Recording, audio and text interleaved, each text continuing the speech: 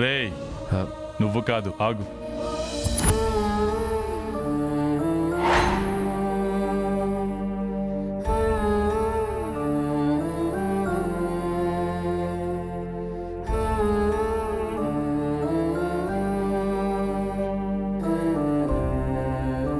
ఏమ్మా, వాడు రెడీ అవ్వలేదా?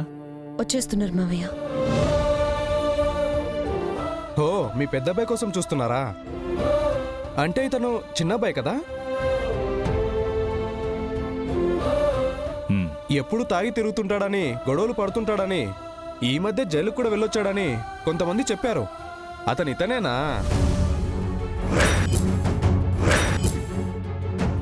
ఏం బాబు, మీ నాన్నగారికి ఎంతో పేరుంది, ఆ పేరెందుకు పాడు చేస్తావు? మీ అన్నయ్యలాగా ఉండొచ్చు కదా.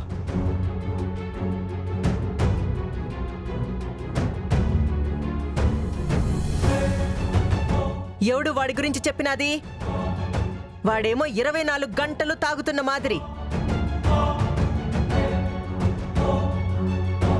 షాపు చూసుకుంటాడు, అన్నీ చూసుకుంటాడు. దాని గురించి ఎవరు గొప్పగా చెప్పలేదమ్మా.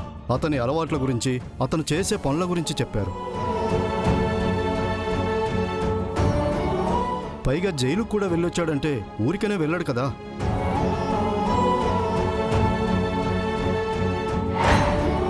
నీ గురించి అంతా విన్నాక కూడా నీకు డబ్బులు ఎలా ఇస్తాం గానీ, డబ్బు ఎవరికి ఇవ్వమంటారు సార్? మా కోడలికి ఇవ్వండి.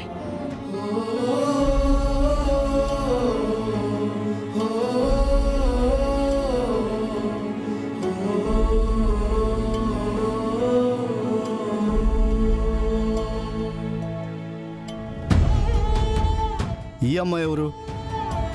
వాడి భార్య. ఎంత కాదనుకున్నా అతని భార్య కదా ఆవిడ.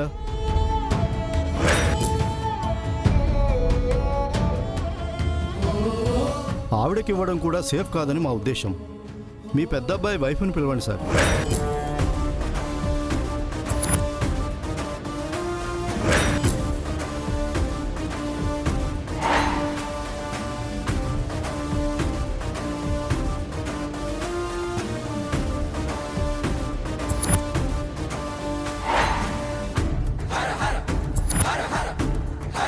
మా దుర్గా, వచ్చి డబ్బులు తీసుకో.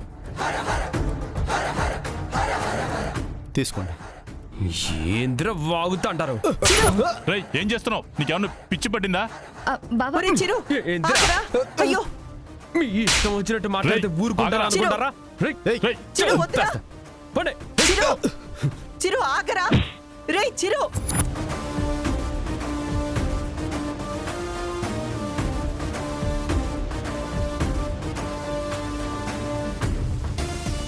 ఈ రోజు నుంచి నువ్వు ఎవరి మీద కోప్పడకూడదు. ఈ తాడు నీ చేతికున్నంత వరకు కోపం అనేది నీ మొహంలో కనిపించకూడదు. అమ్మవారు మీ సావుకు అడ్డుపడ్డాద్రా, లేకపోతే నా చేతిలో చచ్చేవాళ్ళు.